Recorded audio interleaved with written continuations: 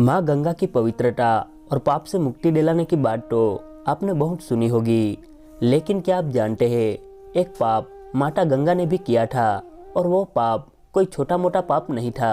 अब सोचने वाली बात है कि सबको पाप मुक्त करने वाली गंगा से आखिर ऐसी कौन सी गलती हो गई थी। दरअसल माँ गंगा ने अपने ही 7 पुत्रों को नदी में बहा दिया था, जिससे उनकी मृत्यु हो गई थी। अब आप सोच रहे होंगे कि आखिर एक माँ ने अपने ही पुत्रों के साथ ऐसा क्यों किया।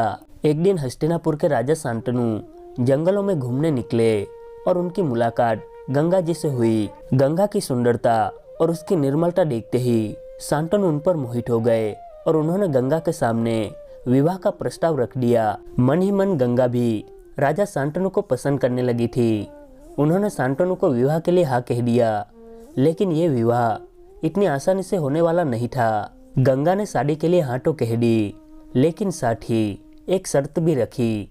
शर्त ये थी कि वो जो भी करेगी कभी भी उनसे किसी काम को करने की वजह नहीं पूछी जाएगी। अगर राजा इस वचन को तोड़ते हैं तो माँ गंगा उन्हें उसी पल छोड़कर चली जाएगी। शांतनु ने गंगा की ये शर्त तुरंत ही मान ली।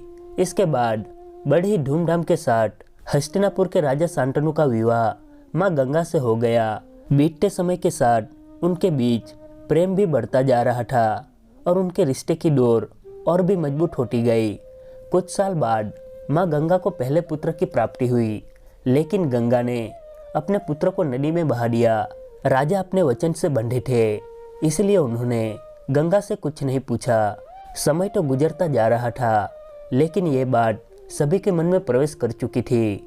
इसके बाद राजा शांतनु को दूसरा पुत्र हुआ, लेकिन माँ गंगा ने उसे भी नदी में बहा दिया। महल में चारों ओर इस बात की चर्चा होने लगी, भला कोमल हृदय रखने वाली महारानी गंगा इतनी क्रूर कैसे हो गई। इसके बाद भी संतान होती गई।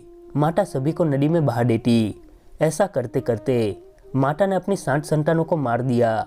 कुछ समय बाद राजा शांतनु और माँ गंगा की 8वीं संतान हुई। माता उसे लेकर नदी में बहाने निकली ही थी कि राजा शांतनु ने उन्हें रोक दिया और अपने वचन को किनारे रख उनसे पूछा, महारानी आपको क्या हो गया है जो आप अपने ही पुत्रों के साथ ऐसा कैसे कर सकती है। आपने अब तक हमारे 7 पुत्रों को नदी में बहा दिया है और अब आप इस पाप को फिर से करने जा रही है। आखिर क्या वजह है जिसने एक माँ को इतना कठोर कर दिया है।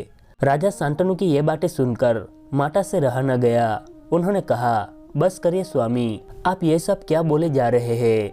मैंने अपने कलेजे पर पत्थर रखकर अपने पुत्रों को खुद से दूर किया है। मैं कोई कठोर हृदय की माँ नहीं हूँ, बल्कि अपने पुत्रों की भलाई के लिए ही मैंने ऐसा किया है।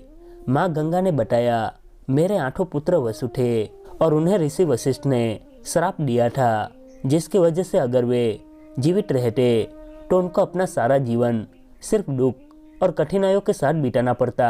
अब आप ही बताइए कि कोई माँ अपने पुत्रों को कष्टों में कैसे देख सकती है, वो भी पूरे जीवन भर। माता गंगा से ये बातें सुनकर शांतनु हैरान हो गए।